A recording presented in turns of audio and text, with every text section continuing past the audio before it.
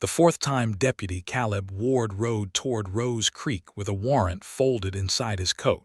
He did not feel like a lawman. He felt like a fool. The Texas wind pushed dust across the road in thin brown sheets, rattling the dry grass and making the leather reins creak in his hands. His badge sat heavy on his vest. His horse, Jasper, knew the road well by now. Too well. 3 times before, Caleb had followed this same trail to bring in the same woman.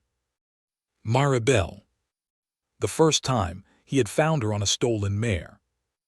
The second time, beside 2 half-starved draft horses. The third time, kneeling in the dirt with blood on her sleeve and a broken stallion breathing against her lap. And now there was a fourth warrant.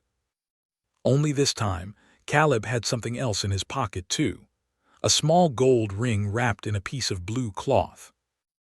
A warrant in one pocket. A ring in the other.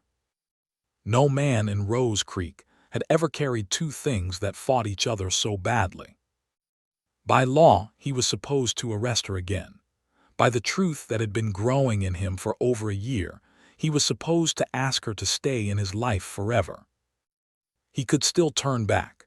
He could ride to the sheriff's office, hand the paper to another deputy, and pretend his heart had not been ruined by a woman with dust on her boots and kindness in her hands. But Caleb Ward had spent too many years pretending. So he rode on. To understand why a deputy would fall in love with the woman he kept taking to jail, folks in Rose Creek would have to remember the first arrest. It happened on a cold January morning in 1886, when the town still wore frost along the edges of its watering troughs. Rose Creek was not much more than a courthouse, a church, 2 saloons, a livery stable, and a row of wooden buildings that leaned into the wind like tired men. Caleb Ward had been deputy there for 3 years. He was 29, tall, quiet, and careful with his words. People trusted him because he did not shout unless there was no other choice. He had gray eyes, a strong jaw, and hands that looked too gentle for the work they did. He believed in the law because, for most of his life, the law had been the only thing standing between good people and men who took whatever they wanted. Then Maribel walked into that belief and cracked it down the middle. Her name first came to him on a warrant signed by Judge Amos Reed. Maribel, age 26, charged with stealing a chestnut mare from Silas Crow, owner of the Crow livery stable. Caleb had never heard of her. That alone surprised him. In a town like Rose Creek, a woman could not sneeze without 3 people claiming to know why. He found her 2 miles south of town, near a dry creek bed where cottonwoods stood bare against the pale sky. She was sitting on the chestnut mare like she had all the time in the world. One boot rested loose in the stirrup. Her dark auburn hair was tucked under a worn black hat. A faded green shawl hung over her shoulders, and she was eating a biscuit from a cloth bundle. The mare stood calm beneath her, head low, ears soft. Caleb stopped his horse a few yards away. Maribel. She looked at him without fear. Depends who's asking. Deputy Caleb Ward. Then yes, she said, I reckon I'm Maribel. He glanced at the mare. That horse belongs to Silas Crow. Mara looked down and patted the mare's neck. That horse was beaten by Silas Crow. That is not what the warrant says.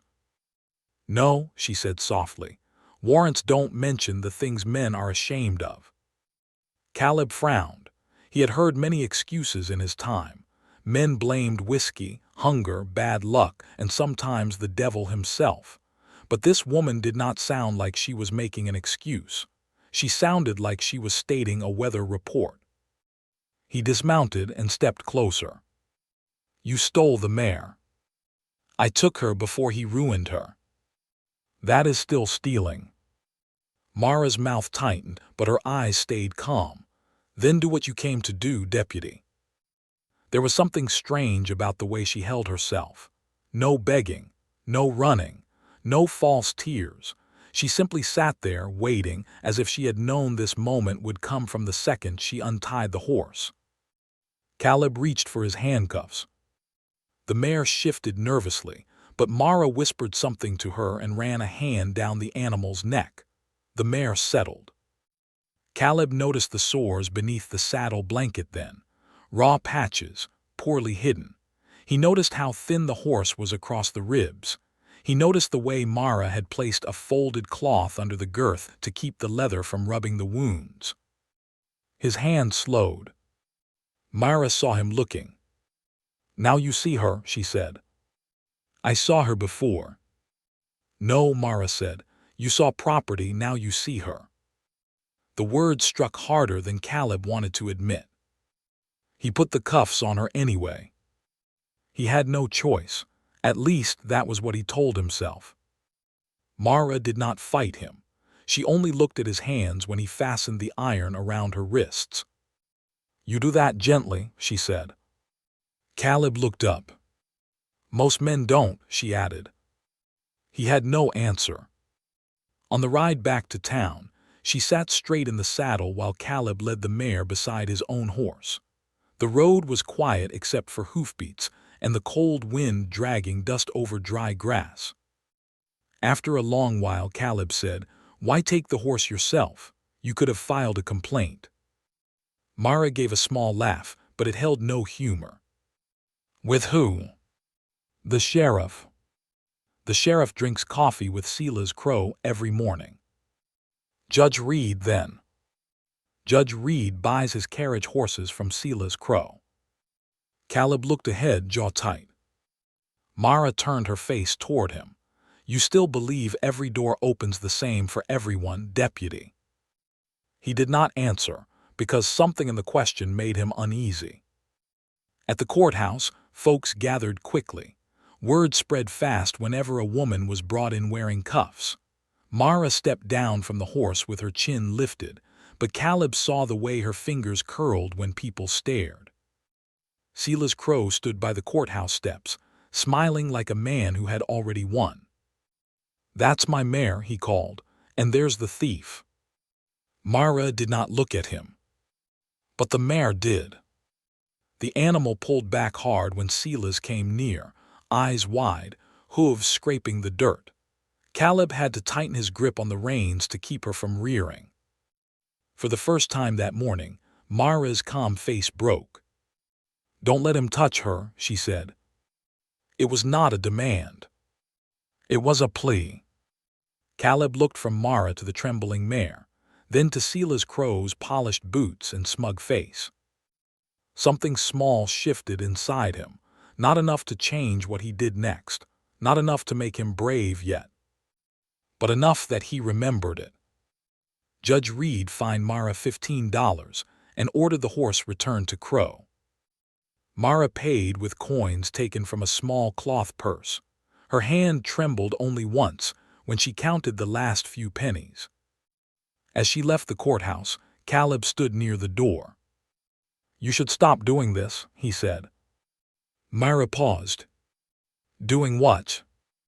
"Taking horses that don't belong to you." She looked past him to where the chestnut mare was tied outside, head low, body tense. Then she looked back at Caleb.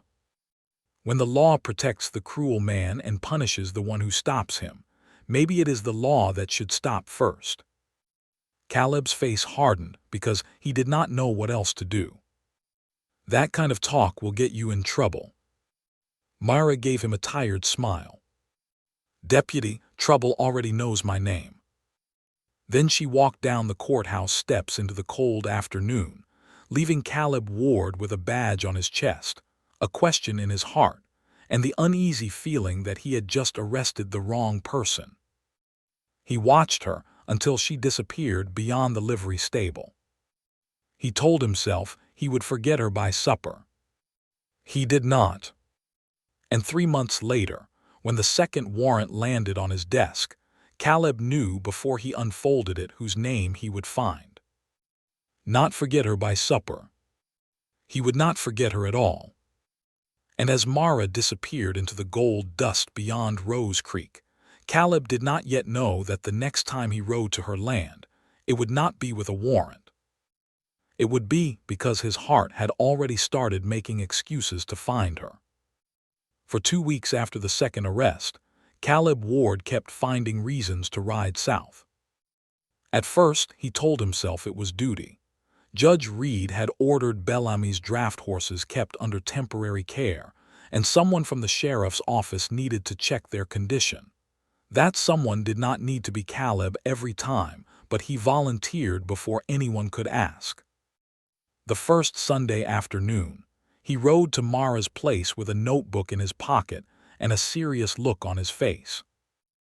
Mara was mending a fence rail when he arrived. Her sleeves were rolled up, her hat was pushed low, and the same stubborn goat stood on top of a barrel as if guarding the yard. Mara glanced at Caleb's badge, then at his horse. "Is this an arrest or an inspection?" "Inspection." "Of the horses?" "Yes." "Then why are you staring at me?" Caleb looked away so fast she almost smiled. "I was not." "You are a poor liar for a lawman."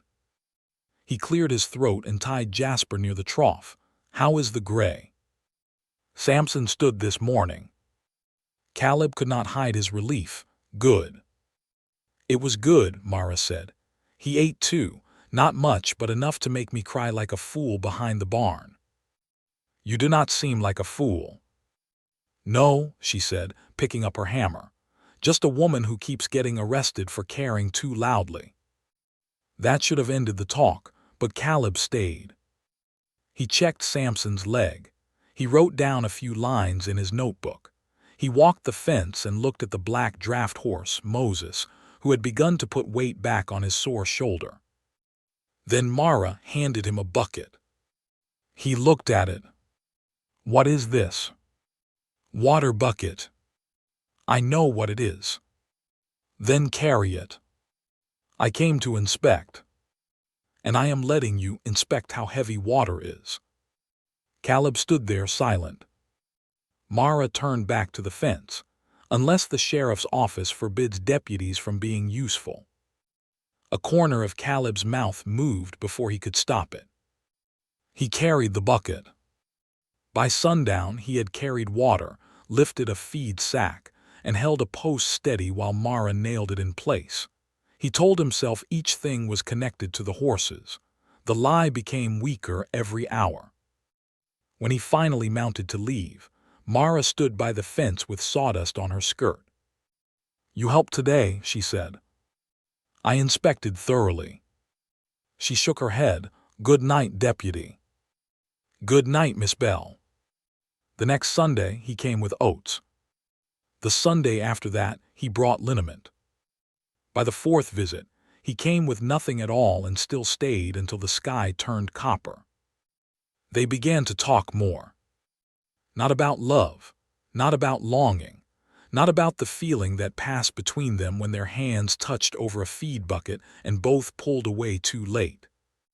They talked about safer things. Horses, weather, bad fences, good coffee, the way Rose Creek changed when cattle drives passed through, the way lonely land could still feel full if a person listened long enough. Mara told him she had been born near San Antonio and had learned horses from her father, Thomas Bell, a quiet man who could calm a wild colt just by standing near it.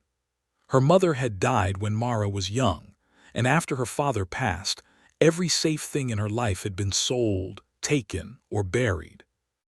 "Horses were the only creatures that never asked me to be softer than I was," she said one evening. Caleb sat on the fence rail, his hat in his hands. "And you?" Mara asked. "What about me?" Lawman with sad eyes, "There has to be a story." Caleb looked out toward the pasture, where Samson grazed with careful steps. "My father was killed by men who knew no law." Mara's face softened. "I am sorry." "I was 16. My mother said the law was all we had left. I believed her." "And now?" He rubbed the edge of his hat with his thumb. Now I think maybe the law is only as good as the hands holding it." Mara did not answer, but the quiet between them changed. It grew warmer, deeper, more dangerous. Folks in Rose Creek began to notice. A deputy riding south every Sunday was not a secret for long. A stable boy saw Caleb buying oats and laughed behind his hand. Mrs. Lindley at the general store asked if he wanted sugar for coffee or for Miss Bell's horses. Men at the saloon made jokes when they thought Caleb could not hear. He heard. He said nothing. But Sheriff Nolan Price did. One morning, Nolan called him into the back room of the office. The room smelled of old paper, tobacco smoke, and rain leaking somewhere behind the wall. Nolan shut the door. "Caleb." "Yes, Sheriff." "You are a good deputy." Caleb went still. Men did not start with praise unless trouble was standing close behind it. Nolan leaned against the desk. "I will ask once, are you sweet on Mara Bell?" Caleb looked at the floorboards. "That is not a law question." "No, it is a man question." Caleb took a slow breath. "I respect her." Nolan snorted. "Respect does not ride 5 miles every Sunday carrying horse medicine." Caleb said nothing. The sheriff's voice lowered. "You know what people are saying." "I know." "You also know another warrant could come across that desk any day." Caleb's jaw tightened. Nolan stepped closer. "If it does, and her name is on it, can you do your job?" The question sat between them like a loaded gun. Caleb wanted to say yes, a clean yes, a deputy's yes. But all he could see was Mara's hands wrapped around a wounded horse's face. Mara counting coins with pride and shame fighting in her eyes. Mara standing in the evening light, asking him if every door opened the same for everyone. "I do not know," he said. Nolan's face did not harden like Caleb expected. It grew tired. "Then you better find out before Rose Creek finds out for you." That night Caleb did not sleep well. Rain tapped against the window. The little room behind the sheriff's office felt smaller than ever. His badge hung on the chair beside his bed, catching pale lamplight like an eye that would not close. He thought of his father. He thought of his mother, saying the law was all they had left. Then he thought of Mara. And he wondered what a man was supposed to do when the thing he had trusted all his life began pointing at the wrong person. The next Sunday, he did not ride south. He stayed in town, polished his boots, checked the jail locks, and told himself distance was wisdom. By noon, he hated the silence. By evening, he was standing outside the livery with a sack of sugar cubes in his hand, feeling like the biggest coward in Texas. He turned to put the sack away. That was when Mara rode into town. She came on the chestnut mare from the first arrest, the same one Crow had once claimed. Only now the horse's coat shone rich in the sun, and her head was high. Mara had bought her back through 3 months of hard work and quiet deals. Mara stopped near the watering trough. Caleb walked toward her before he could decide not to. "You did not come today," she said. "I thought it was better." "For who?" He had no answer. Mara looked at the sugar sack in his hand. Her expression softened, then closed. "I see. It is not what you think." "No," she leaned slightly in the saddle. "Then tell me what it is." Caleb glanced around. Too many eyes watched from windows and porches. "Not here." Mara's voice grew quiet. "That is the trouble with you, Caleb. You keep choosing where the truth is allowed to stand." The words struck him hard. Before he could answer, hoofbeats thundered at the far end of the street. A rider came in fast, dragging dust behind him. It was one of the hands from the Whitmore ranch, face pale, hat nearly gone. He pulled up outside the sheriff's office and shouted, "Deputy, Sheriff, Mr. Whitmore's black stallion has been taken." The street went still. The rider pointed straight at Mara, and she was seen near the pasture gate. Mara's face lost color. Caleb turned toward her, the sugar sack slipping from his hand and spilling white cubes into the dust. The third warrant had not even been written yet. But in that one frozen moment, every soul on Main Street had already decided who was guilty. The whole street seemed to hold its breath. Mara Bell sat frozen on the chestnut mare, while the Whitmore Ranch hand pointed at her like his finger was already a sentence. Caleb Ward heard the wind scrape dust along the road. He heard a shutter creak somewhere above the general store. He heard one sugar cube roll from the torn paper sack and tap against his boot. Nobody spoke at first. Then Silas Crow stepped out from the livery porch with a smile too thin to be honest. "Well," he said loud enough for half the street to hear, "some habits are hard to kill." Mara turned her head toward him, slow and sharp. "You know nothing about my habits. I know horses go missing when you come around." A few men muttered. A woman pulled her child closer. The old fear of public judgment gathered fast, the way storm clouds gather over open prairie. Caleb stepped into the road. "Enough." His voice was not loud, but it carried. The Whitmore hand swallowed. His name was Davy Pike, a young rider barely past 20, with dust in his hair and panic in his eyes. Sheriff Nolan came out of the office, hat in hand. "Start from the beginning, Davy." Davy pointed again at Mara. "I saw her near the north pasture this morning. Then Mr. Whitmore's black stallion was gone, gate open, tracks heading south." Mara's jaw tightened. "I rode past the Whitmore fence at sunrise. I did not open any gate." Crow laughed under his breath. "Course not." Caleb turned on him. "One more word and I will put you in a cell for disturbing the peace." Crow's smile faded, but not fully. Sheriff Nolan looked at Caleb, then Mara, then the watching street. "Davy, did you see her take the horse?" "No, sir, but who else would?" Mara's face changed at that, not anger this time, hurt, deep and tired. Caleb saw it and felt something twist in his chest. Sheriff Nolan spoke carefully. "No warrant yet, no arrest yet." Crow shook his head. "So she gets special treatment now." Nolan's eyes narrowed.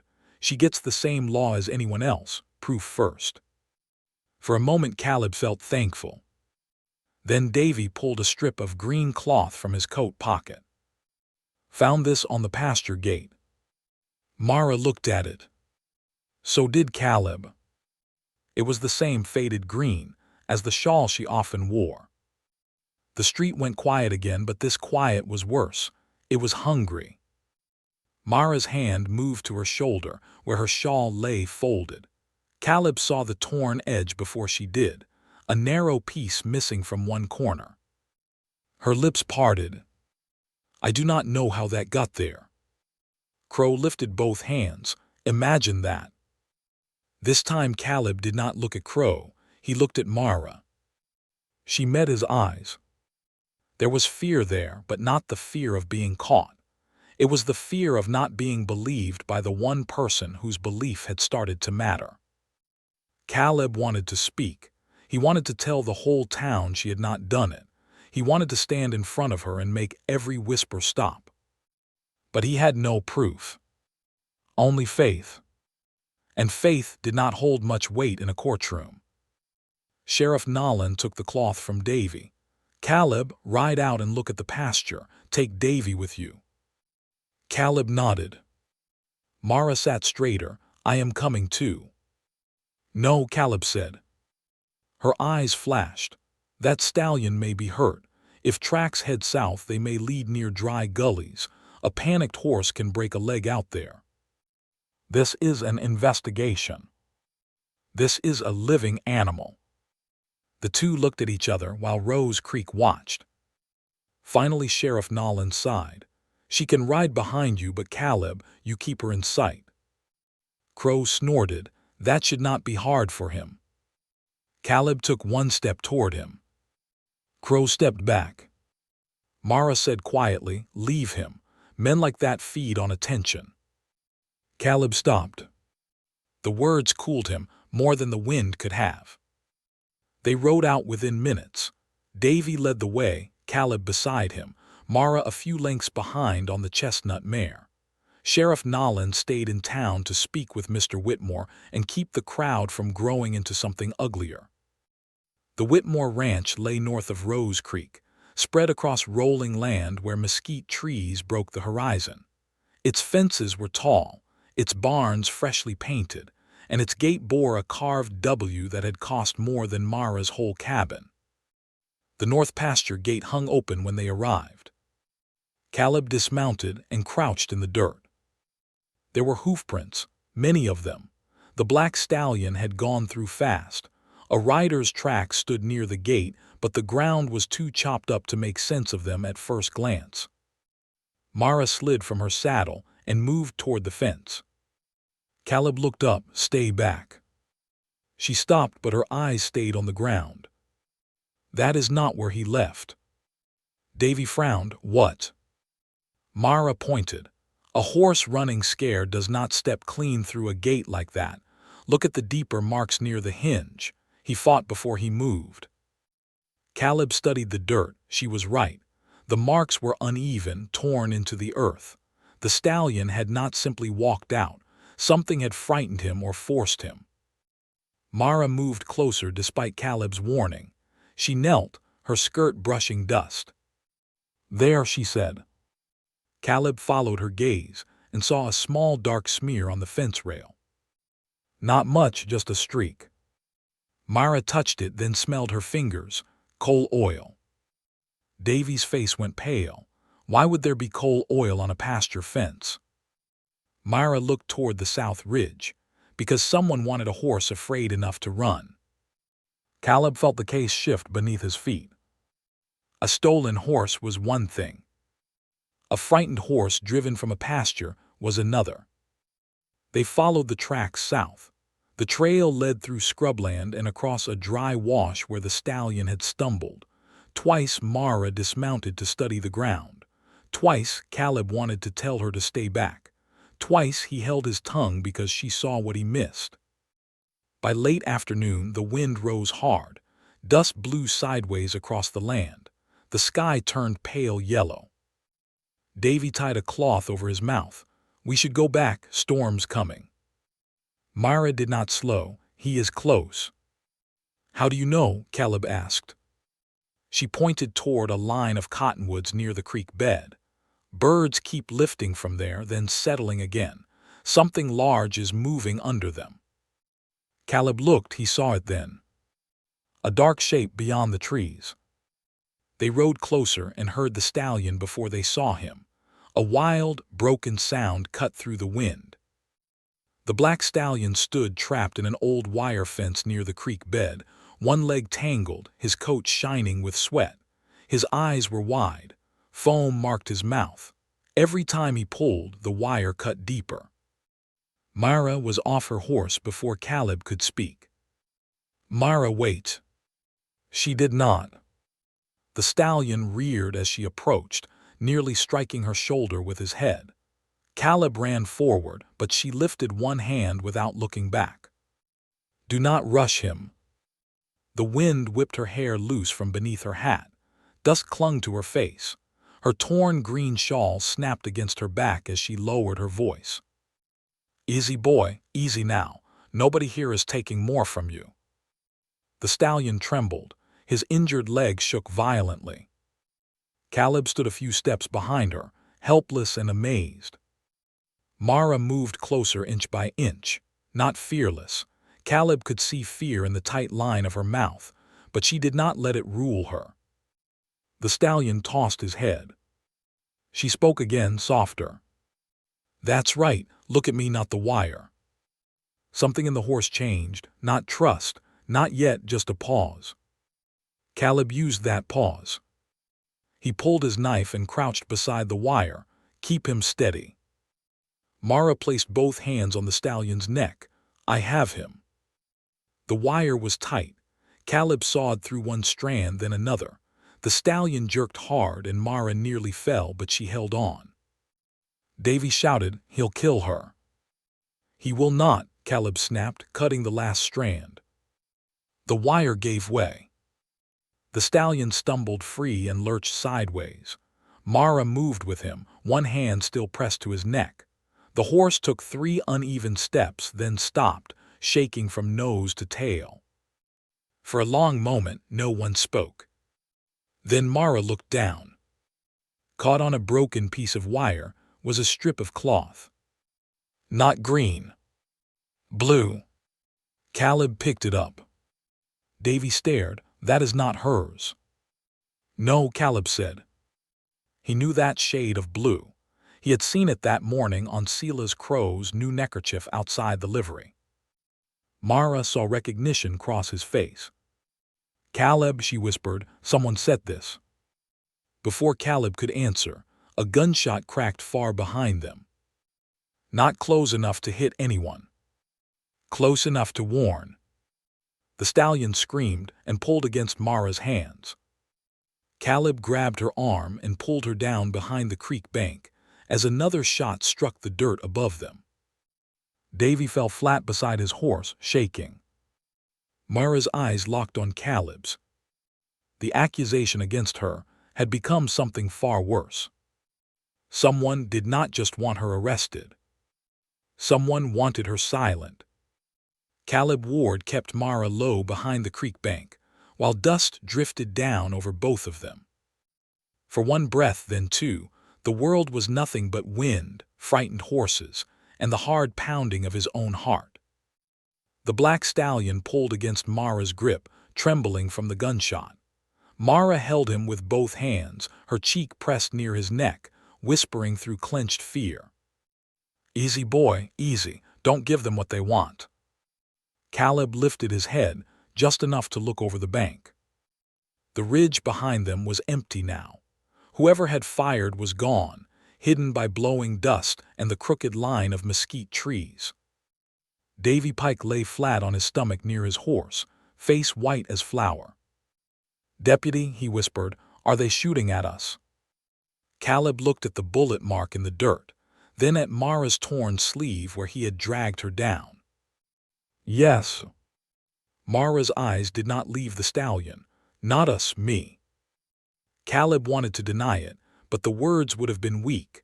Someone had planted green cloth to blame her. Someone had frightened the stallion from Whitmore's pasture. Someone had left blue cloth on the wire, and now someone had fired warning shots as soon as the truth began to show. It was no longer a horse theft case. It was a trap. Caleb crouched beside Mara. "Can you move him?" Mara studied the stallion's injured leg. "Slowly. If he bolts, he will tear it worse." The wind pushed loose hair across her face. Dust clung to her lashes. She looked scared but not broken. Caleb had seen men twice her size lose their nerve under less. He cut the last thin wire from the stallion's leg while Mara kept the horse steady. The wound was ugly but not deep enough to ruin him if they got him back carefully. Davy finally stood, hands shaking. "We should ride straight to town." Caleb picked up the blue cloth from the wire and put it inside his vest pocket. "We will, but we do not ride in a line. Whoever fired may still be watching." Mara looked at him. "You think Crow did this?" "I think Crow is part of it." "Part of what?" Caleb glanced toward the ridge. "That is what I need to find out before the whole town hangs guilt around your neck." The word struck both of them. He had not meant hanging in the cruel sense. He meant judgment, ruin, prison, a life marked by one more lie. Still, Mara's face tightened and he wished he could take the word back. They moved slowly across the open land. Mara led the black stallion from the ground, speaking to him every few steps. Caleb rode near her, one hand close to his holster but never drawing. He did not want another shot to become a fight. He wanted truth. Truth was cleaner if a man could live long enough to bring it home. By the time they reached Rose Creek, evening had turned the sky a bruised purple. Lamps glowed behind windows. Folks had gathered near the sheriff's office, waiting for a story they could chew on. When they saw Mara leading Whitmore's black stallion, whispers ran through the street. Mr. Grant Whitmore stood on the courthouse steps, stiff-backed in a dark coat. Sela's crow waited near him, blue neckerchief tied at his throat. Caleb saw it at once. A corner was missing. His jaw tightened. Sheriff Nolan came down the steps. What happened? Caleb dismounted. We found the stallion caught in old wire near the South Creek. Someone drove him out with coal oil on the fence. Someone planted cloth from Miss Bell's shawl at the gate. And someone fired 2 shots at us when we found proof. The crowd stirred. Crow gave a sharp laugh. That is a fine tale, deputy, convenient too. Mara stood beside the stallion, one hand still on his neck. Caleb turned toward Crow. Where were you this afternoon? Crow's eyes narrowed. At my livery. All afternoon. Ask anyone. I will. Crow's smile returned. Do that. Mr. Whitmore stepped forward, his face troubled now instead of angry. He looked at the stallion's leg, then at Mara. You brought him back. Mara nodded. He needs cleaning, rest, and a good hand, not a proud one. He was frightened hard. Whitmore swallowed. I thought you took him. You and everyone else, she said. There was no bitterness in her voice, and somehow that made it worse. Caleb pulled the green cloth from the sheriff's hand and held up the blue strip from the wire. This was caught where the horse was trapped. Crow's face changed so quickly most people missed it. Mara did not. Sheriff Nolan did not. Caleb did not. Crow lifted his chin. Lots of men wear blue cloth. Lots of men do, Caleb said, but yours is torn. All eyes shifted to Crow's neck. For the first time, his confidence slipped. Before anyone could speak, Mara stepped forward. Sela's why? Crow looked at her with a hard, ugly hurt in his face. Because you cost me money. Because folks started asking questions after you took that mare. Because men used to bring me horses and not care what shape they were in, but now they look twice. Because of you. Mara's hand tightened on the stallion's lead rope. So you blamed me. I showed Rose Creek what you are. No, Caleb said, you showed what you are. Crow's eyes snapped to him. Careful, deputy, you are already too close to this woman. The crowd went silent. Caleb felt the words hit exactly where Crow meant them to. His badge, his duty, his secret heart no longer much of a secret. Sheriff Nolan stepped in. Sela's Crow, you will come with me. Crow took one step back. For what? A scrap of cloth. For questioning. Crow's mouth twisted. You cannot prove I fired those shots. Caleb moved closer. Maybe not yet. Crow looked between the sheriff and the crowd, then threw up his hands like an innocent man insulted by fools. But when Nolan took him inside, the street did not follow Crow with pity.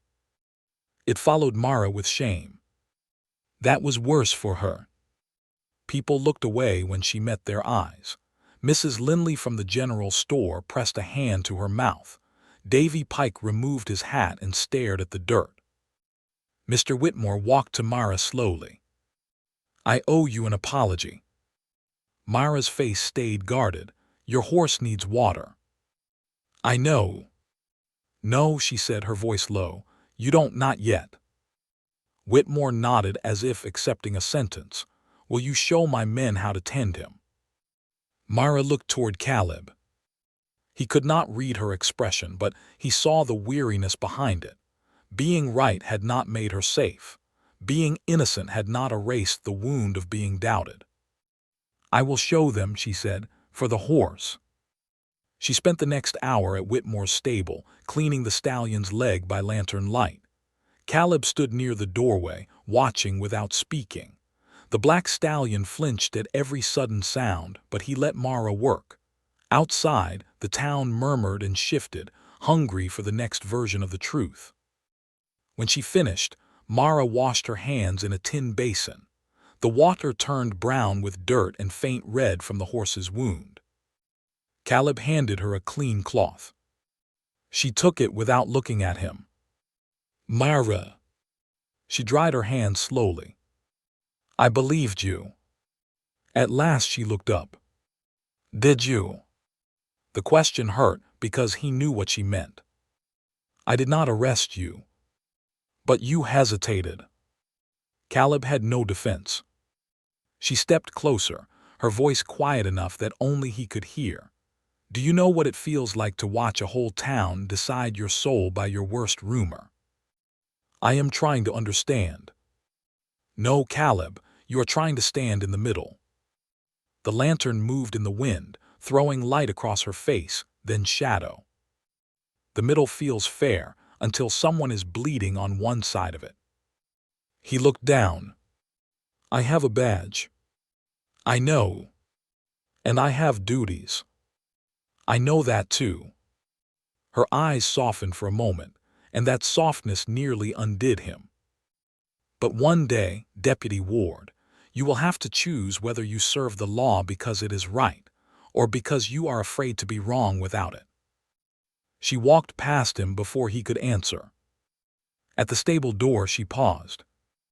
If this moment touched your heart, stay with the story, because some truths only come out after everyone has chosen the wrong side first.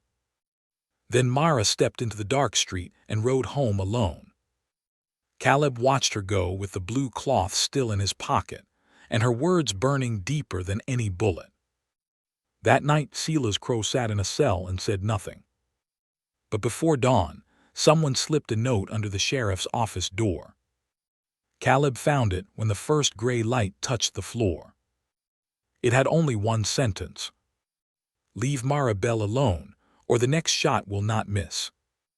Caleb Ward read the note 3 times before he breathed properly again.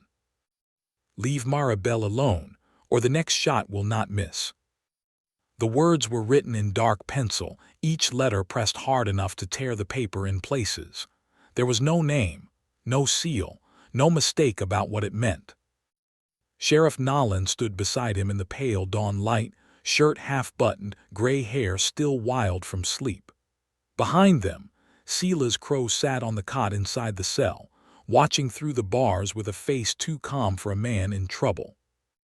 Nolan took the note from Caleb's hand. When did this come in?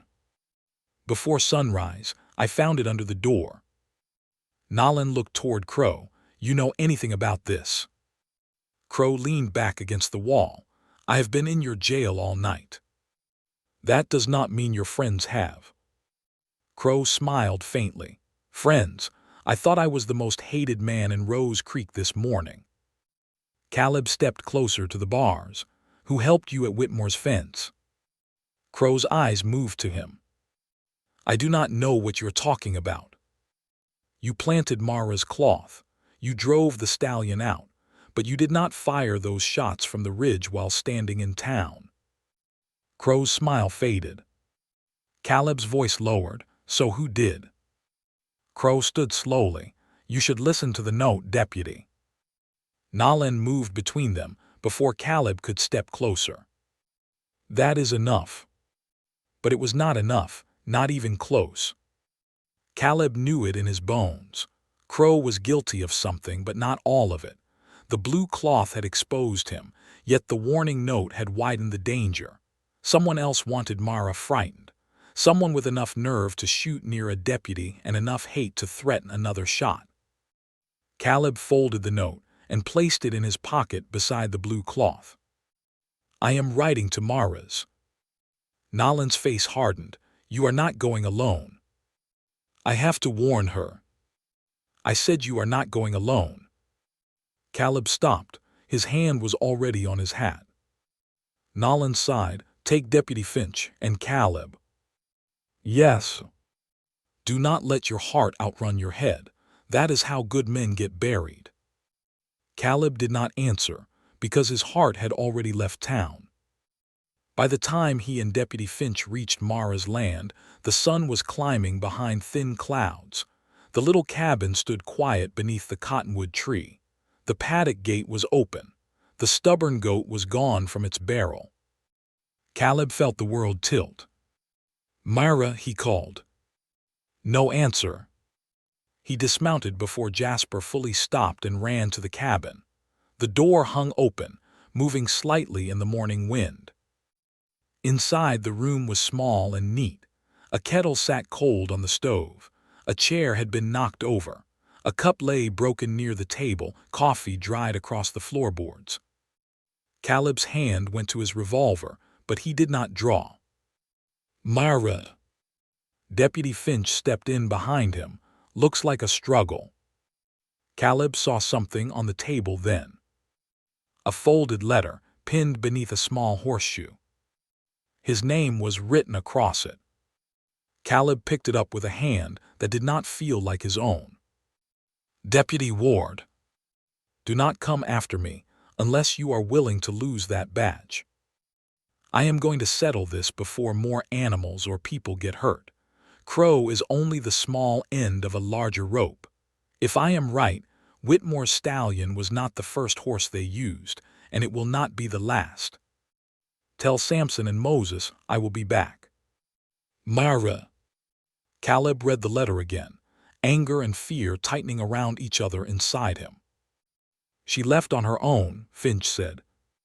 Caleb looked at the broken cup, the overturned chair, and the tremble in the handwriting near the end. "Maybe." Finch frowned. "What do you mean?" "She wanted me to think she left on her own." Caleb moved through the cabin, seeing small things now. The drawer near her bed was open. A blue ribbon lay on the floor. Her spare coat was still on its peg. A woman riding out to face danger did not leave without her coat when clouds were building over the North Hills.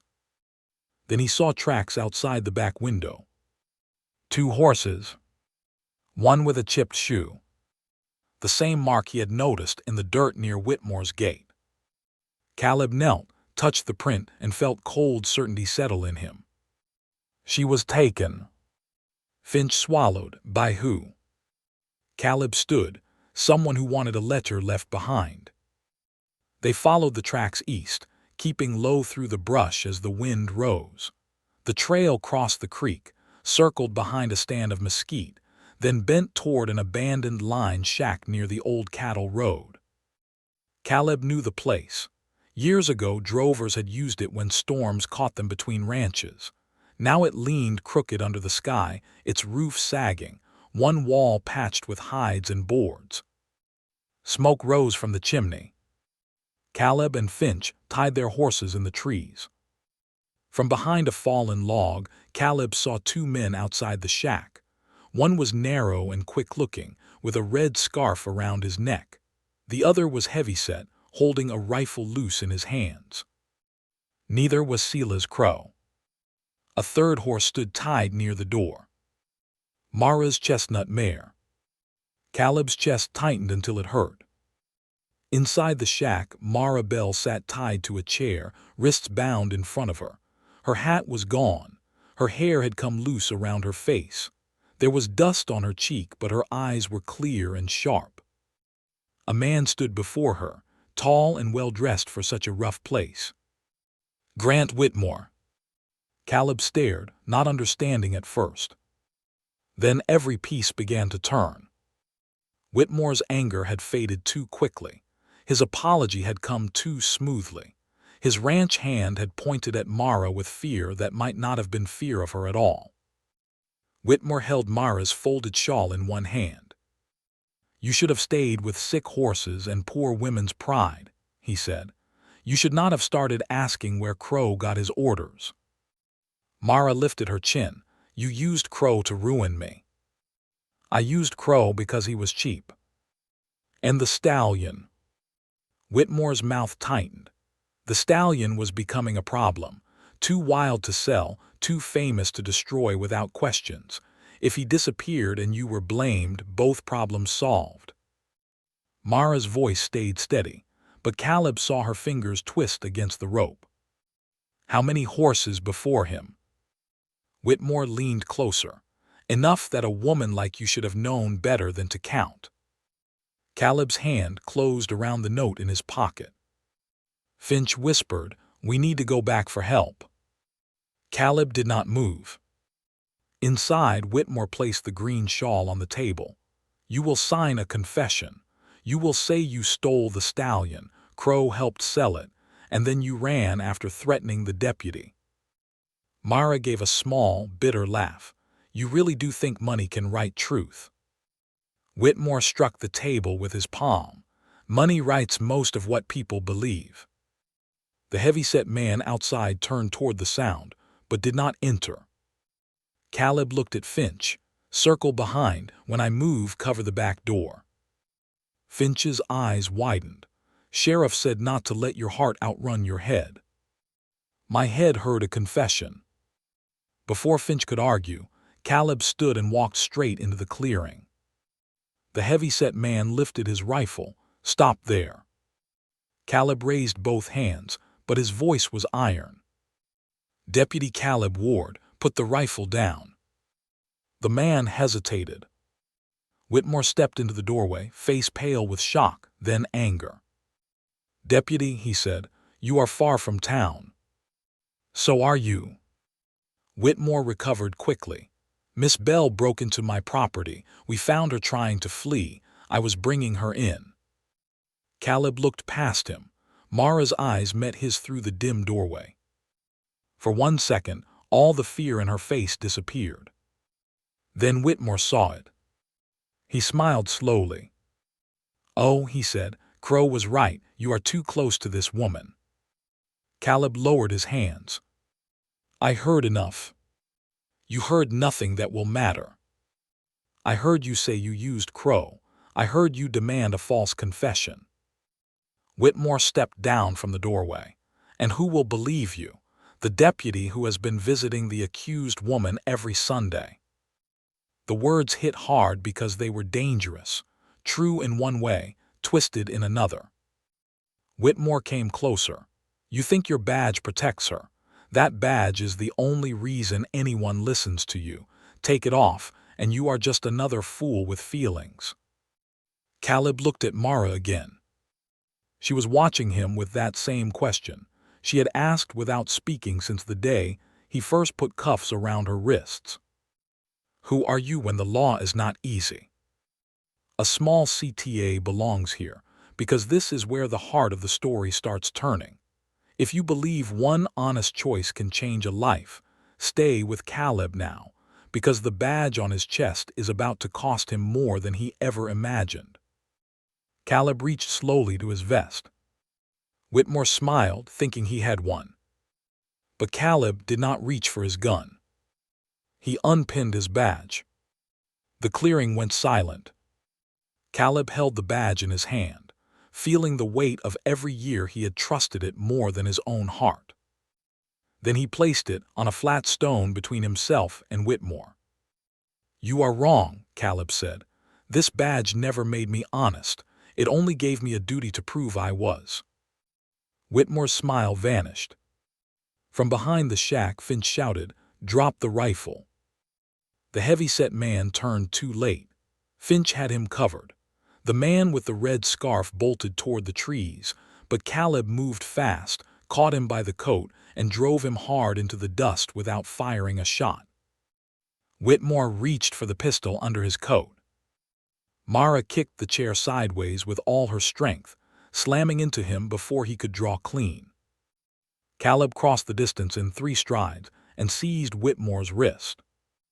The pistol fell into the dirt.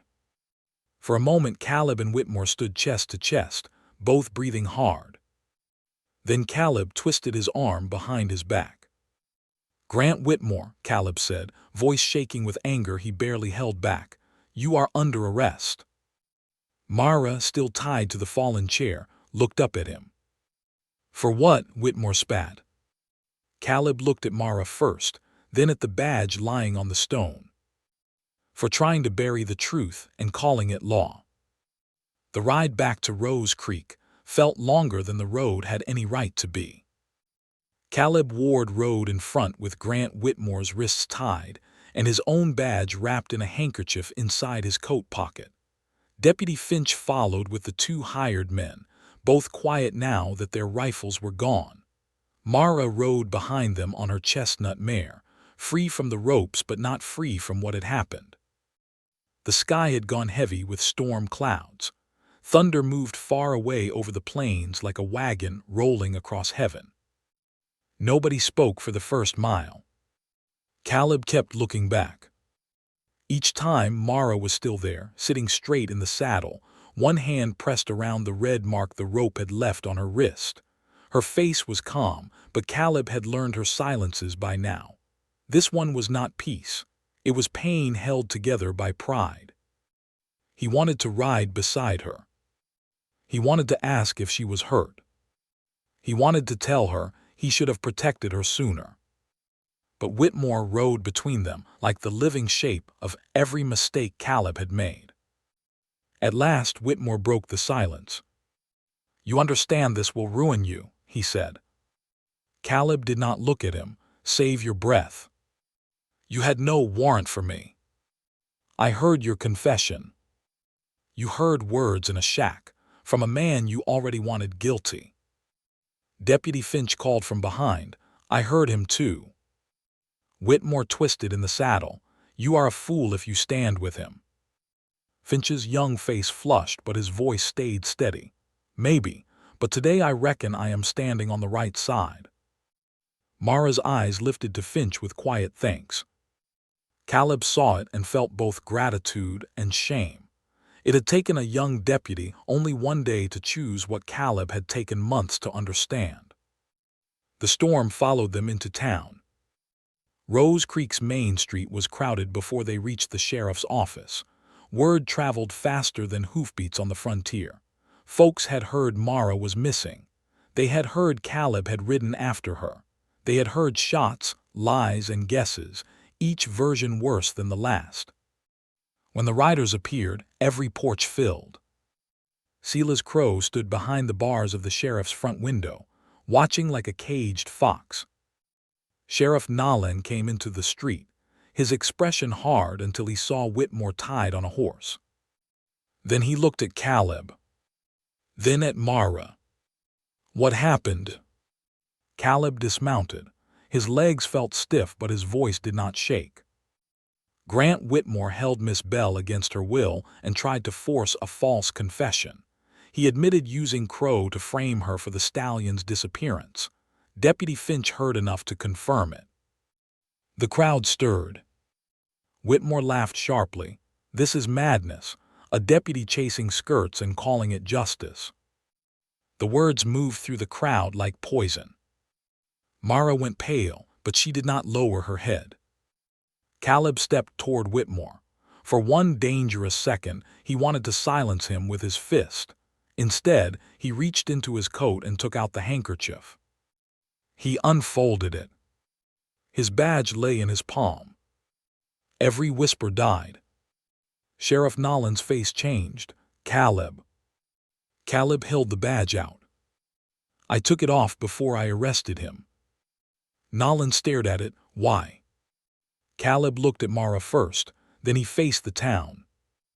"Because he said this badge was the only reason anyone would believe me. I needed to know if I was telling the truth because I wore it, or because it was true." The street went still. A wagon horse shifted near the mercantile. A child coughed. Rain began to tap lightly on the porch roofs. Whitmore smiled, sensing weakness. "There, you heard him. He acted as a private man, not an officer." Sheriff Nolan's eyes moved to Deputy Finch. "Did Whitmore confess?" Finch nodded. "Yes, sir. He said he used Crow. He said the stallion was a problem. He told Miss Bell to sign a lie." Nolan turned to the two hired men. "And you too." The man with the red scarf looked at Whitmore, then away. The heavy-set one swallowed. "Mr. Whitmore paid us to watch the shack, said the woman was dangerous." Mara gave a small, tired laugh. "Dangerous." The word broke something in the crowd. Mrs. Linley stepped off the general store porch. "She saved my boy's pony last winter." A blacksmith near the hitching rail cleared his throat. She patched up my mule when I had no money. An old ranch hand removed his hat. She never took a horse that was treated right, not once that I know of. One by one, Rose Creek began remembering what it had chosen to ignore. Whitmore's face reddened. You people are fools, she stole horses. Mara looked at him then. No, I saved what men like you wanted to break quietly. Sheriff Nolan took the badge from Caleb's hand, studied it, then pressed it back against Caleb's chest. You can wrestle with your conscience later, Nolan said. Right now I need my deputy. Caleb looked down at the badge. He did not feel clean, not yet. But he pinned it back on. Nolan turned to Whitmore. Grant Whitmore, you are under arrest for unlawful restraint, attempted coercion, conspiracy, and filing false claims before this office.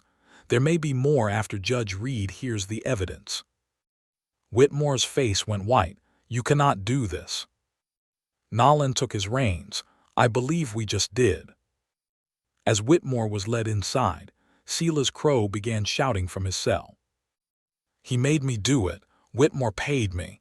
I did not know they would take the woman. Nolan stopped in the doorway. You can tell that to the judge. The rain came harder. People hurried under awnings, but Mara stayed in the street. Water darkened her shawl. Dust turned to mud around her boots. Caleb walked toward her slowly, afraid that if he came too fast she might leave. Mara, he said. She looked exhausted. Are you hurt? Not much. That is not an answer. It is the answer I can afford right now. He swallowed.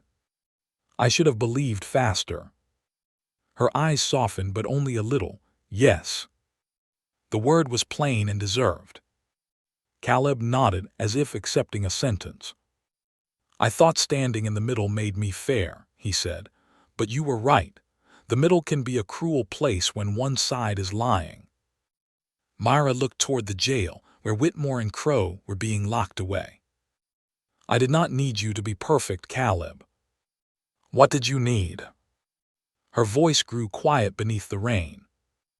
I needed to know you would stand where the truth stood, even if I was the only one standing there.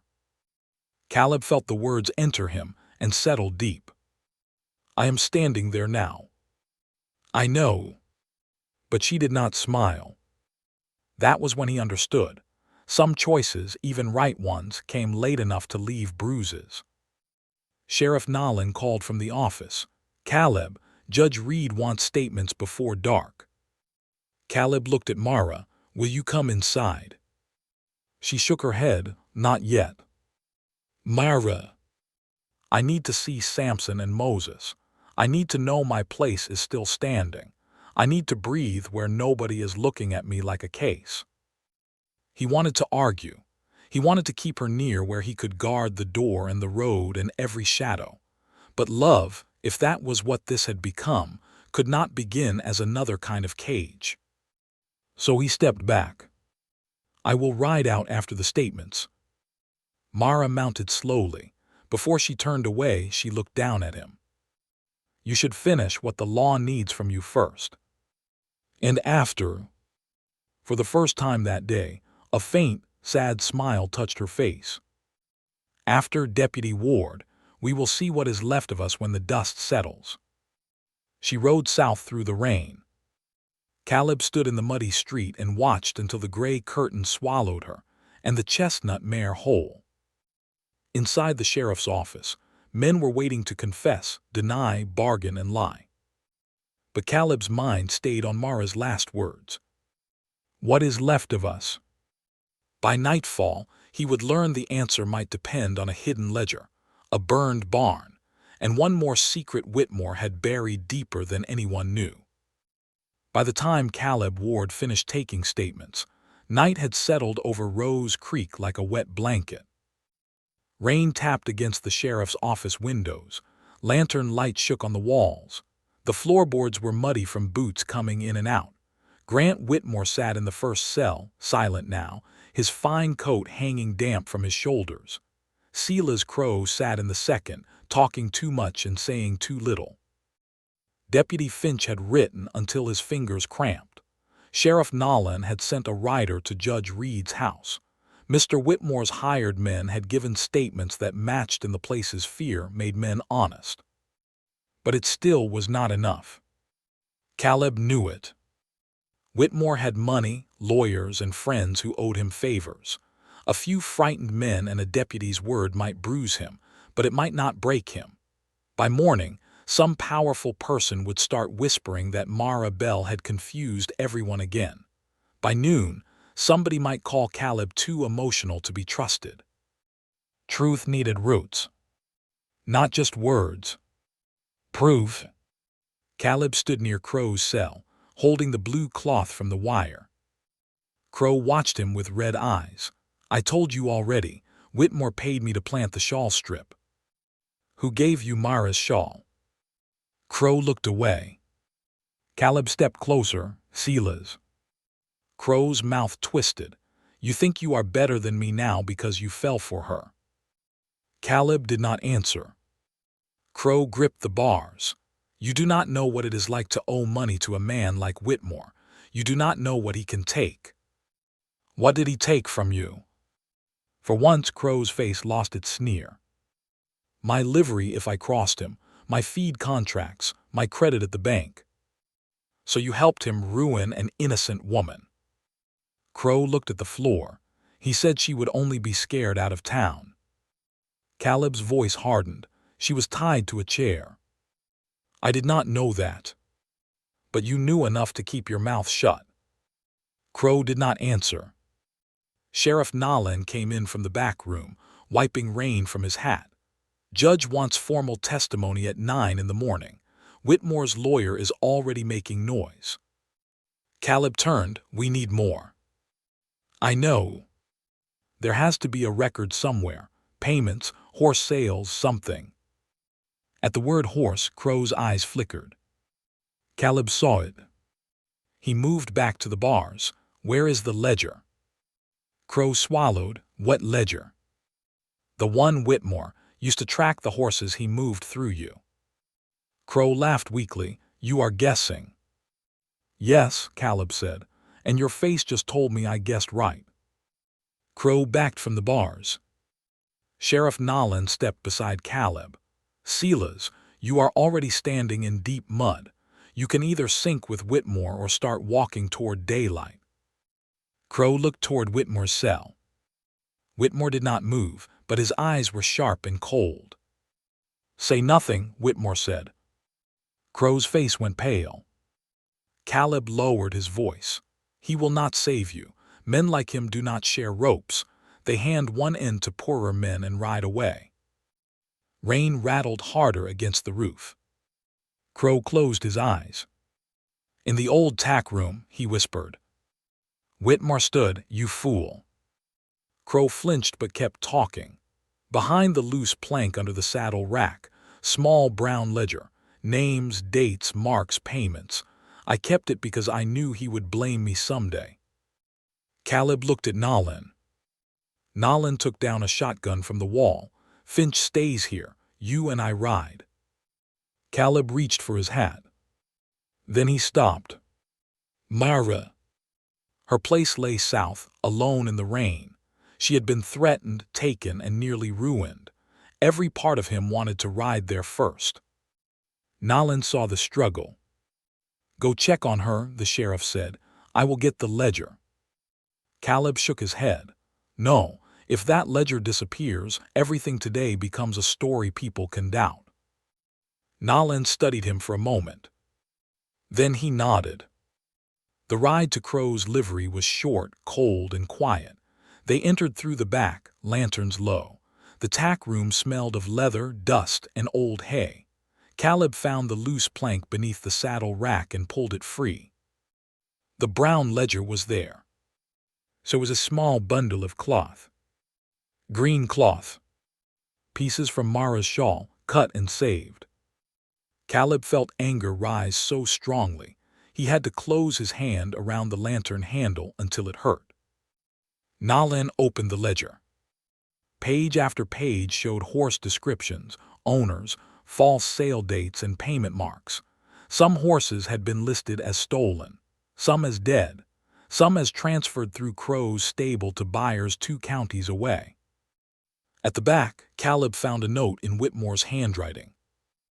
Bell woman becoming trouble. Make her the answer before she becomes the question. Sheriff Nolan read it once. That will hold, he said. Caleb folded the note carefully and slipped it inside the ledger.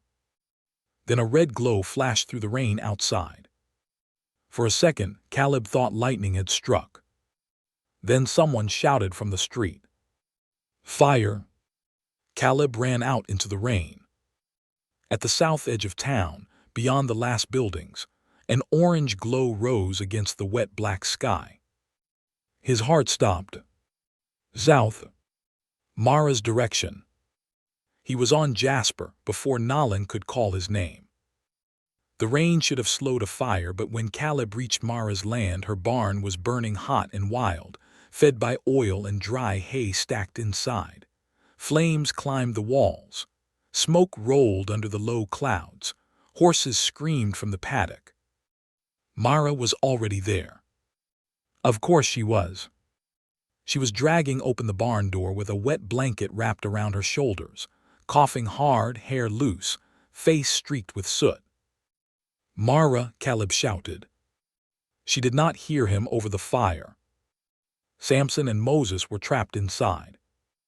The black draft horse slammed against a stall door. The gray cried out, weak and terrified. Caleb leapt from Jasper and ran to her. Mara, get back. I can't leave them. The roof will fall. Then move faster. There was no time to argue. Together they went into the smoke. Heat struck Caleb's face like an open furnace. His eyes burned. Mara moved low, knowing the barn in darkness better than he knew it in daylight. She reached Moses first, fumbling with the latch while Caleb pulled at the swollen wood. The door burst open. Moses bolted past them into the rain. A burning beam cracked overhead. Mara turned toward Samson's stall. Caleb grabbed her arm. I'll get him. He trusts my voice. She tore free and stumbled through smoke toward the gray horse. Caleb followed, coughing, half blind. Samson was panicking, backing away from the flames, tangled in a rope that had been left too neatly across the stall. Not accident. Trap. Mara climbed over the lower rail and reached for him. Samson, listen to me. Listen. The horse shook violently. Caleb cut the rope with his knife. Another beam cracked. Mara now. Samson lunged forward. Caleb threw his shoulder against the stall gate and forced it open. The gray horse rushed out, knocking Caleb into the wall. Pain shot through his side, but he stayed standing. Mara pushed Samson toward the door. For a moment, it looked like they would all make it. Then the roof above the far corner gave way. A burning section crashed down between Mara and the doorway. Caleb's blood turned cold. Mara stood on the other side of the flames, coughing, one hand over her mouth. Caleb. He looked around, desperate. The side wall was weaker, patched with old boards. He grabbed a shovel and swung hard, once, twice. The boards cracked but did not give. Smoke swallowed the room. Mara dropped to one knee. Caleb swung again with everything he had. The wall broke open. Rain rushed in. He climbed through the gap and reached for her. She took his hand. For one awful second, the burning frame caught her shawl. Caleb yanked it loose, pulled her through the broken wall, and they fell together into the mud outside. Behind them, the barn groaned and collapsed inward, sending sparks into the rain. Mara lay coughing against the wet ground. Caleb turned her carefully. Look at me, he said, voice breaking. Mara, look at me. Her eyes opened. Soot marked her cheek. Her hand trembled as it gripped his sleeve. The horses. He looked over his shoulder. Samson and Moses stood in the rain near the paddock, shaking but alive. "They're out," he said. Only then did Mara close her eyes and let herself breathe. Caleb bowed his head over her hand, rain running down his face. For all his badge, all his laws, all his careful pride, he had nearly lost her to a truth they found too late. Mara's fingers tightened weakly around his. "Now do you see?" she whispered. Caleb looked at the burning barn, the rescued horses, the ledger tied inside his coat, and the woman who had risked everything for lives no one else counted. "Yes," he said. And this time he did not mean the case. He meant her. If you believe a heart can change only after the truth burns everything false away, stay with this story, because Caleb's next choice will decide whether he remains a deputy or becomes the man Mara always hoped he could be. By sunrise, the burned barn looked like a black wound against the gray Texas sky. Smoke still lifted from the fallen beams in thin, bitter lines. Rainwater had turned ash into dark mud. The fence near the paddock was broken where the horses had pushed through in fear, and the cottonwood tree beside Mara Bell's cabin dripped steadily, leaf by leaf, like it was counting what had almost been lost. Mara sat on the porch, wrapped in Caleb's coat. Her face was pale beneath the soot. One hand held a tin cup of coffee she had not touched. The other rested on the porch rail, fingers curled loosely around the edge as if she needed to feel something solid under her palm. Caleb stood near the steps, watching the road. He had not slept. Neither had she. Sheriff Nolan had arrived before dawn with Deputy Finch and 2 men from town. They had searched the burned ground and found what Caleb already feared: a broken coal oil jug near the back wall, boot prints behind the barn, a rope tied across Samson's stall in a way no frightened horse could have done by accident. The fire had not been bad luck. It had been a message. But this time, Whitmore's message had come too late. The ledger was safe inside Caleb's coat, wrapped against the rain. The note in Whitmore's handwriting was safe inside the ledger. Crow's hidden cloth bundle had been found.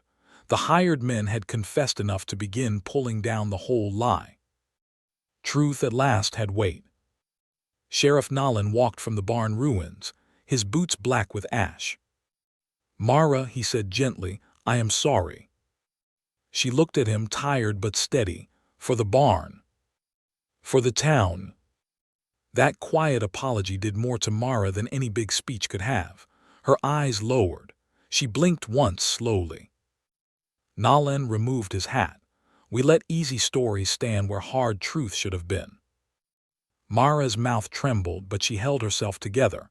"People like easy stories." "Yes," Nolan said, "but decent people learn when they are wrong." Caleb looked toward the road. Rose Creek was waking now. Riders would be coming soon. Some to help, some to stare, some to carry shame in baskets and blankets because that was easier than carrying it in their hearts. Mara stood too quickly and swayed. Caleb was at her side at once. "Sit down." "I can stand." "I know you can. Sit down anyway." She looked at him, and for a moment the old spark returned. "Still giving orders, deputy." His face softened. "Only when the woman I love nearly falls off her own porch." The words left him before he could stop them. Mara went still. So did Caleb. The morning seemed to quiet around them. Even the horses near the paddock lifted their heads. Mara stared at him like she had heard a sound from very far away. "What did you say?" Caleb swallowed. There was no taking it back, and perhaps he was tired of hiding behind careful words. "I love you." Her fingers tightened on the porch rail. "Caleb, I know this is not the time." "No," she whispered. "It may be the only time honest enough for it." He stepped back, giving her room. "I should have said it in a better place, with clean hands and no smoke in the air. Myra looked toward the burned barn. Clean places do not always make true words. For one breath, he thought she might reach for him. Then a wagon creaked up the road. Mrs. Lindley from the general store climbed down with blankets and bread. Behind her came the blacksmith, 2 ranch wives, Mr. Whitmore's former ranch hand Davy Pike, and half a dozen men carrying tools. More riders followed behind. Rose Creek had come. Not all of it, but enough. Mrs. Lindley stepped onto the porch with tears in her eyes. "Miss Bell, we brought what we could." Mara looked at the blankets, the bread, the men with tools, the women carrying buckets, the young boys leading extra horses. For the first time since Caleb had known her, Mara looked overwhelmed. "I did not ask for this." The blacksmith nodded. "No, ma'am, that is why we came." Davy Pike removed his hat and held it against his chest. "I pointed at you in the street. I should not have." Mara's eyes moved to him. "I was scared," Davy said. "Mr. Whitmore told us you were dangerous. I believed him because it was easier than thinking for myself." Myra looked at him for a long moment. "Then think better next time." Davy nodded. "Yes, ma'am." It was not forgiveness exactly, but it was a door left unlocked. By noon, the ruins were being cleared. Men pulled charred boards away. Women washed smoke from the rescued tack. Someone repaired the paddock fence. The stubborn goat returned from wherever it had hidden and climbed onto a crate like nothing had happened. Mara watched from the porch, wrapped in Caleb's coat, looking like a woman who did not know what to do with kindness when it came from more than one pair of hands. Caleb sat beside her, leaving space between them. "I did not know the town could look like this," she said. "It should have looked like this sooner." "Yes." A small silence followed. Then Mara looked at him. "What happens now?" "Judge Reed will hear the evidence this afternoon. Whitmore will fight. His lawyer will argue. Crow will bargain. But the ledger will speak louder than all of them." "And me?" Caleb's voice grew firm. "The charges against you should be dropped." "Should be." "They will be, if there is any justice left in that courthouse." Mara looked toward the road to town. "And if there is not?" Caleb touched the badge on his vest. For the first time, he did not touch it like a shield. He touched it like a responsibility. "Then I will say the truth, until they are tired of hearing me." Mara studied him, and after that, he knew what she was really asking. After the court, after the fire, after the town looked away again, after love had been spoken into smoke and mud, Caleb took the ring from his pocket. Not the one wrapped for the 4th warrant yet. That day had not come in this telling. This was different. This was the small garnet ring his mother had left him, the only thing he owned that had belonged to a home before loss took it. He did not open his hand fully. "Not yet. I have something to ask you," he said. Mara saw enough of the gold edge to understand. Her breath caught. Caleb closed his hand again. "But not today." Her brow furrowed. "Why?" "Because today you have nearly died, lost your barn, faced a town's apology, and still have to stand before a judge. I will not ask for your heart while everything around you is burning." Mara looked down, and a tear finally slipped through the soot on her cheek. "That may be the kindest thing you have ever said." Caleb wanted to wipe the tear away, but he did not. He let her own hand find it. Some pain did not need to be touched to be honored. That afternoon, Rose Creek crowded into the courthouse. Judge Reed sat high behind the bench, stern and tired. Grant Whitmore stood with his lawyer, his fine clothes clean again but his face drawn tight. Silas Crow sat apart, smaller than he had looked behind his livery counter. Mara stood near the front beside Sheriff Nolan.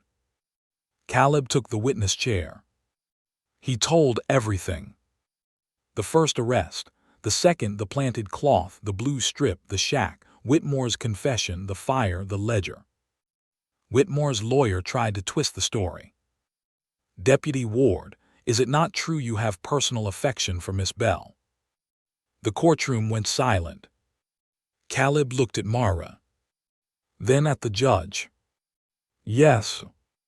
A murmur ran through the room. The lawyer smiled. So your judgment is clouded. Caleb leaned forward. No, my judgment was clouded when I tried to pretend I did not care. The lawyer's smile faltered. Caleb continued. Caring made me look closer. Looking closer showed me the truth. Judge Reed's eyes sharpened. The ledger was entered. The note was read. Crow confessed enough to save himself from the worst of Whitmore's anger. The hired men repeated what they had heard. Davy Pike admitted he had been told to accuse Mara before he had proof.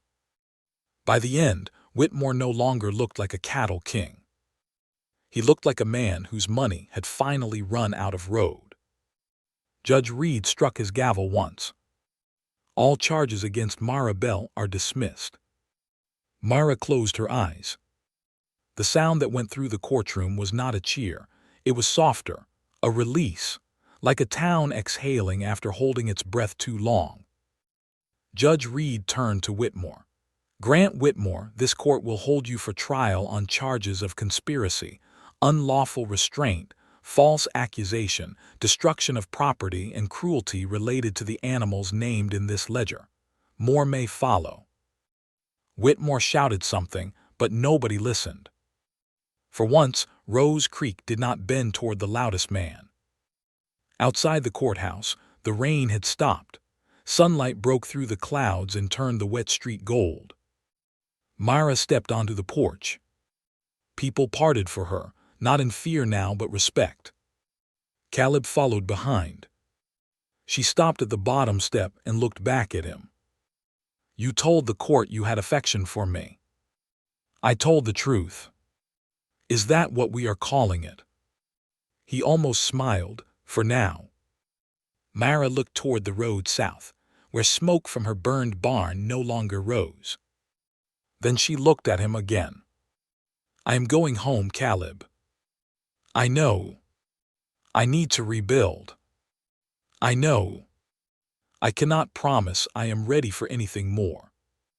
He nodded, though it hurt. I know that too. She stepped closer. But when you come tomorrow, she said quietly, bring nails, not a warrant. Then she turned and walked into the sunlight. Caleb stood on the courthouse steps with the ring still hidden in his pocket, his badge on his chest, and a heart that had never felt so frightened or so hopeful. Tomorrow he would bring nails. But before long, he would bring the question he had been carrying since the first day her eyes made him doubt the easy side of the law. Caleb Ward came to Mara Bell's place the next morning with a sack of nails, a hammer, and no warrant. He rode slow down the south road as the sun lifted over Rose Creek, turning the wet grass silver and the burned edges of Mara's barn into dark lines against the light. His badge was still pinned to his vest, but for the first time in a long while, it did not feel like a wall between him and the world. It felt like a promise he had finally learned how to keep. Mara stood near the ruined barn with her sleeves rolled up and her hair tied back with a strip of plain cloth. Samson grazed close to the fence, still weak but alive. Moses stood beside him like a dark guard. The chestnut mare lifted her head when Caleb rode in, then went back to eating as if she had decided he was no longer trouble. Mara looked at the sack in his hand. Nails. Nails. No warrant. No warrant. Her mouth curved softly. Then you may stay. They worked all day. Not alone. Rose Creek came again, but quieter this time. Men set posts. Women brought food. Boys carried boards. Sheriff Nolan sent 2 deputies with tools. Even Judge Reed stopped by near sunset, pretending he only came to inspect the road, though everyone saw him leave a small envelope of money beneath Mara's coffee tin. The new barn did not rise in one day, but its shape began. And sometimes that was enough. As the weeks passed, Whitmore's trial pulled more truth into daylight. The ledger proved he had used Crow's livery to hide the sale of injured horses and blame missing stock on poor hands, drifters, and finally Mara. Crow lost his livery and left Rose Creek before summer. Whitmore lost his ranch piece by piece, not through revenge, but through debts, testimony, and the weight of his own lies. Mara's name was cleared. But healing took longer than a judge's words. Some days she still went quiet when strangers rode too close. Some nights, Caleb saw lantern light burning in her cabin long after midnight. He never forced questions. He came with lumber, feed, coffee, and patience. Slowly, Mara began to trust the peace. Slowly, Caleb began to trust himself. One evening in June, when the new barn stood finished and the sky above Rose Creek glowed pink and gold, Caleb found Mara hanging a small horseshoe above the barn door. "That one from Samson?" he asked. She nodded. "The old cracked shoe, I kept it. For luck. For memory." Caleb stood beside her. "Some memories hurt." "Yes," she said, "but some remind you what survived." A horse shifted softly inside the barn. The evening wind moved through the grass. Caleb reached into his pocket and felt the ring wrapped in blue cloth. This time, he did not wait for a perfect moment. He had learned perfect moments were mostly made by honest hearts, not clean floors or easy days. "Mara." She turned. Caleb opened his hand. The small gold ring rested against his palm, its garnet catching the last light. Her breath trembled. "My mother wore this," he said. "She believed a home was not a place where nothing bad ever happened. She said home was where someone stayed after it did." Mara's eyes filled, but she did not look away. Caleb's voice grew rough.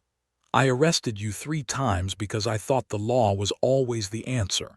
You taught me that truth needs courage and kindness needs hands willing to work. I do not want to stand in the middle anymore. I want to stand beside you." The wind lifted a loose strand of her hair. "So I am asking, Mara Bell, will you marry me?" For a moment, she only stared at the ring. Then she looked at his hands. "The first time you arrested me," she whispered, "I noticed your hands." Caleb swallowed. "My hands. You put iron on my wrists like you were sorry the world had come to that." A tear slipped down her cheek. "I thought, this man is not finished becoming who he is." Caleb could barely breathe. "And now?" Mara smiled through the tears. "Now I think he came around." She placed her hand in his. "Yes, Caleb, I will marry you." He slid the ring onto her finger, with a care so gentle it felt like prayer. They were married 2 weeks later at the Rose Creek Courthouse, in the same room where Mara had once stood accused. Judge Reed performed the ceremony. Sheriff Nolan stood beside Caleb. Mrs. Lindley cried into a handkerchief. Davy Pike brought flowers. Samson and Moses waited outside the courthouse rail, because Mara said the witnesses who suffered most deserved to see the happiest ending. When Judge Reed cleared his throat and looked over the room, he said, "This court is pleased to see Miss Bell here today for a reason that does not involve a warrant." Even Mara laughed. After the wedding, Caleb did not ask Mara to stop rescuing horses.